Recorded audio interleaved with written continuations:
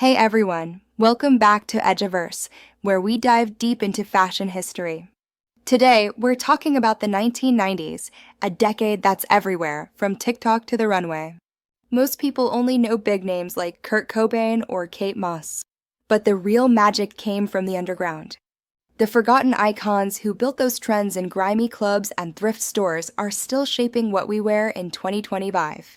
If you're into raw, rebellious, and real fashion, hit that like button and let's jump in. First, let's bust the myth of grunge, oversized flannels, ripped jeans, that I don't care attitude. Everyone credits Kurt Cobain, but grunge started in Seattle and Olympia, where musicians lived this style out of necessity. Think cold weather, tight budgets, and a punk rock hate for anything flashy. Bjelland from Babes in Toyland was the queen of Kinderwhore. Picture vintage baby doll dresses, torn and stained, with combat boots and smudged makeup. It was weaponizing girlhood, challenging how women looked on stage. Kat's outfits screamed rebellion years before Courtney Love. Guys like Mark Arm from Mudhoney or Chris Cornell from Soundgarden wore faded band tees, worn Levi's, and thrift store flannels. It wasn't posed, it was real life on tour. Grunge redefined casual wear. Layering for weather became bulky, shapeless silhouettes. Deconstruction, like rips and frays, became a badge of authenticity. No more 80s glam. This was anti-consumerist, thrifted rebellion. Then, Marc Jacobs dropped his '93 Perry Ellis collection with silk flannels. It got him fired, but subculture went mainstream. Your favorite thrift haul feels timeless thanks to these trailblazers. They showed us style needs soul, not money or perfection. While grunge raged, a different cool brewed in New York's indie scene. Beyond supermodels, unexpected style setters, actors, musicians, artists made cool about brains, not just beauty. They thrifted, mixed high and low, and turned quirks into trends. Leading the pack was Chloë Sevigny, the original It Girl. In the mid-90s, she interned at Sassy, hung in skate parks, and was dubbed the coolest girl in the world. Her vibe, preppy with a punk twist. Imagine a Lacoste polo over a plaid skirt with clunky platforms and a shaved head. It was ironic, eclectic, all from thrift stores.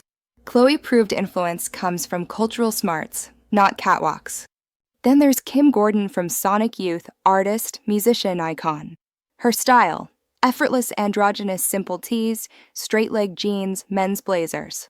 It screamed intellectual rock. Her big move? Co-founding X-Grrrl in '93 with Daisy Von Firth. Think A-line skirts, ringer tees, mod-inspired dresses for girls who hated frilly mainstream stuff. Their guerrilla runway show in Soho was legendary. It was the uniform for downtown cool. And let's not skip Parker Posey, the queen of the indies.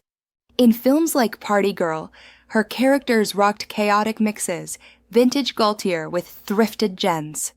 It was quirky, smart, fun. These women flipped the script on It Girl status. What if being cool meant being yourself?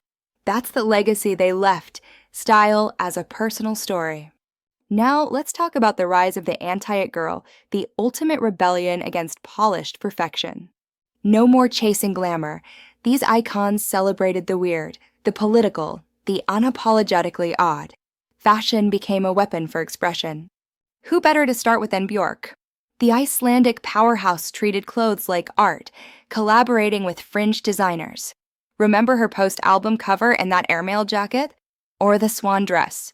It was surreal, mixing nature, tech, and cultures. Hairstyles like mini buns? Pure DIY playfulness. Björk wasn't following trends, she was inventing worlds.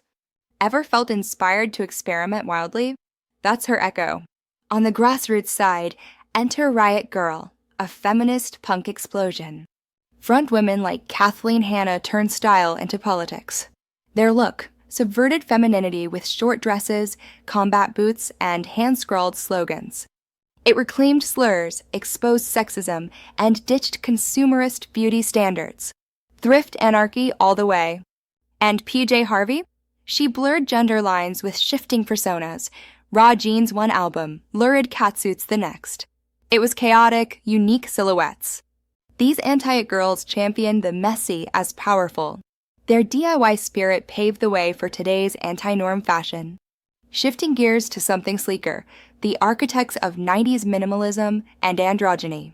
This was the antidote to 80s excess, clean lines, muted colors, unisex vibes. Big brands like Calvin Klein get credit, but the real visionaries were European designers and stylists working in the shadows. Spotlight on Ende Meulemeester from the Antwerp Six. Her dark, poetic tailoring mixed masc and femme, long vests, crisp shirts, black and white palettes. It was monastic meets rock, lean, layered, emotional. Jill Sander went for austere luxury, perfect coats, tech fabrics, no frills. And Martin Margiela?